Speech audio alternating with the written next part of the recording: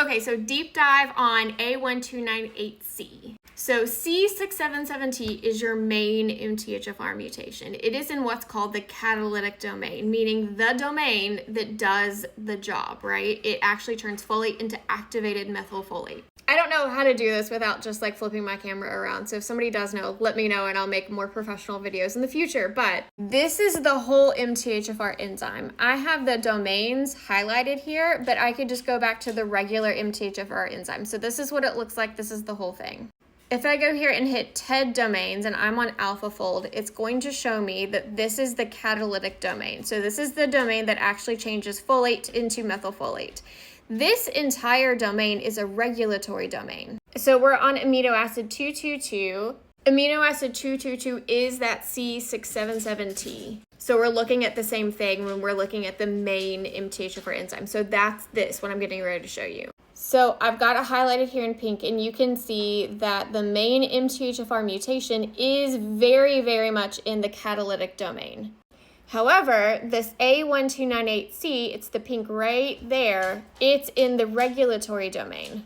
And if we go to UniProt, we can actually see this. So this website will break down the MTHFR enzyme based on like what parts do what. So around 63 to 68, and a niacin derivative, so NAD, is going to bind there.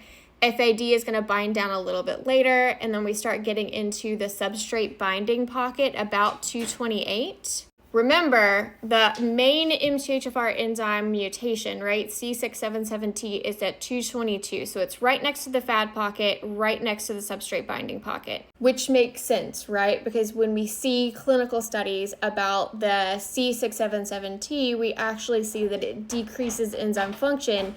But the studies for the A1298C, those are all over the place, but nobody's really taken the time to sit down and figure out why, until now. Okay, so remember the A1298C, the minor MTHFR mutation, is at 470. So we're right in the SAM binding pocket. Just to give you like a little recap of the methylation pathway, even though I'm sure everybody has memorized like good little students, right? But let me show you. Okay, so this is the top part of the MTHFR pathway, right? We're going to get down to here, and we're going to get down to MTHFR. MTHFR makes methylfolate, right? Methylfolate is then going to enter the methylation cycle, and the whole goal of the cycle is to make this guy down here, this guy called SAM. This guy, SAM, right?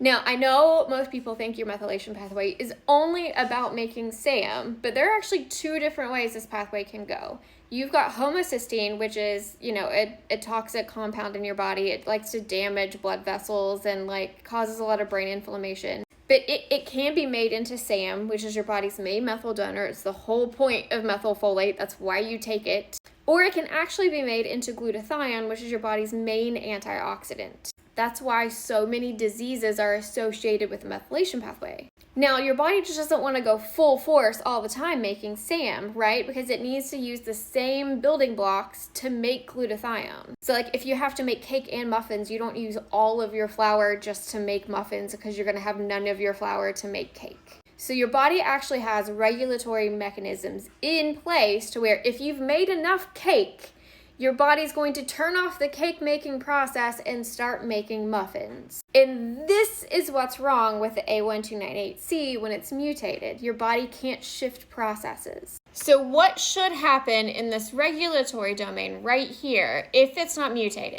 is that when your body runs the methylation pathway enough, right, and the SAM level builds up really high, that SAM should go and should stick in that little pocket. And when it does that, it changes the shape of the green domain, the catalytic, the working domain, right? And it essentially turns it off. So that way, you don't make a ton more SAM. All of that homocysteine will actually go towards making glutathione or your body's antioxidant. But sometimes it doesn't do that, especially if you have that A1298C mutation. Not only does it not do that, a little bit of SAM, right, actually stabilizes keeping that riboflavin, that vitamin B2, how I said that FAD goes into the MTHFR enzyme, binds there, and it has to help it work, right? Like MTHFR will not work without FAD. It requires FAD to be there.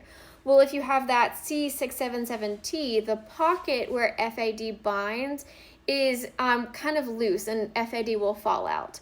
Well, luckily, when SAM is bound there just a little bit, then it stabilizes the whole protein structure and keeps FAD in a little bit tighter. So this is why when we see A1298C mutations, especially with C677T mutations, which you don't have, we worry about the catalytic domain, the working domain, working even less, because SAM can't go in to stabilize the protein to keep FAD in its little pocket so it can work, right? So if you have both mutations, it's going to significantly decrease the amount of work that your MTHFR mutation can do just beyond the C677T.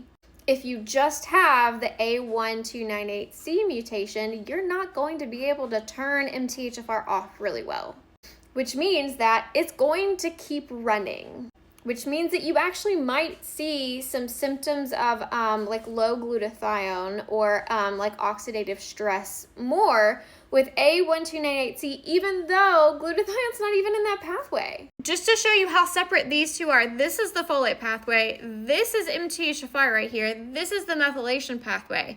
The problem in MTHFR here impacts this down here, glutathione. Now, your body does have additional regulatory mechanisms that can kick in, but they're slower. So you actually might turn it off a lot more aggressively. You might actually like methylate the promoter region, so you turn all of MTHFR off if you have way too much SAM, right? And that is going to take a lot longer to turn back on when you need it. Typically, if you run out of SAM just kind of like falls out of that binding pocket, and then your MTHFR enzyme just becomes like active immediately again. But if you're forced to use your backup regulatory mechanisms, they're really slow. They're going to kick in a lot later than what would typically kick in. So you might get like a really, really high level of SAM, and then it kicks in. And then your SAM might drop really low, and then finally the regulatory mechanisms fall off and you can make more. So for people with A1298C, you just can't regulate any of this really well. My best advice for this is just to keep your body as stable as you could keep it. So high doses of folate, especially if you take it for like 2 days and then you don't take it for 2 days, or maybe you go on vacation for a week and like you forget it. It's going to like jerk the pathway back and forth. It's going to push it really hard for a bit, and then it's going to back off for a little bit, right? Or if you decide to go out like drinking with your friends one night and you drink a bunch and then you don't drink for like 3 months afterwards, that's going to impact your need to make methyl donors and your need to make glutathione. So with this mutation, it's best just to kind of keep things really stable so your body already is at the level it needs to run at and doesn't have to like pull in backup mechanisms. And then watch for symptoms of glutathione deficiency. And I can make a video on that if I need to. It's essentially like increased levels of inflammation, maybe like increased levels of autoimmune disease or histamine issues, stuff like that. And you can actually supplement the glutathione pathway itself. It's N-acetylcysteine or just reduced glutathione. So if you're low, if you can't get that homocysteine to shunt down the transsulfuration pathway to make glutathione because your MTHFR just won't turn off, you can kind of override it manually if you have to, if you know that it needs to be overridden manually, right? And if you kind of know like the biochemistry of what's going on. Heterozygous is a little bit less concerning because you've got one functional copy. You're good. So you probably won't have a ton of impacts unless there's more mutations going on. You can't see this really well, but essentially every single black box here is an enzyme. Every single one. And sometimes you can have mutations in other enzymes that are not MTHFR. That's actually a bigger deal than if you were to have MTHFR mutations. You have to look at the pathway as a whole and kind of look to see how it flows. These things flow like rivers. So you kind of have to predict from genetics and from, maybe homocysteine testing or blood folate testing or something like that, how these things are running and kind of look at it from, we need to treat the whole system in just this one enzyme.